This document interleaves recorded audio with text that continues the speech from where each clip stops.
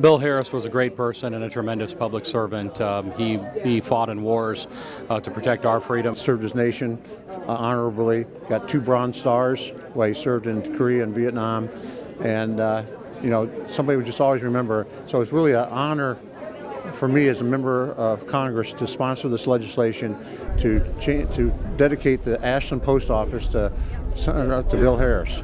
And I think Bill Harris, when he first started campaigning for the legislature on Saturday morning, spent some time outside the Ashland Post Office trying to meet his future constituents.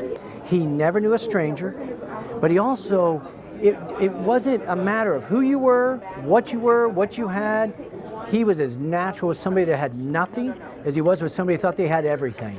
So it's an honor today to be able to recognize a member like Mr. Harris, to be able to rename the Postal Service after Mr. Harris. So it's continuing that legacy of the focal point and the whole community relationship. It has to happen by an act of Congress. I mean, how much more can you say? I mean, it's beyond remarkable, and it's beyond an honor, and we will honor what's happened today for my dad, and my family will honor that in the right way. Certainly a strong man of faith. Without question, that's the first thing that struck me about him. And then you combine that with his patriotism, being a U.S. Marine and caring so much about the business community and what goes on in the community of Ashland.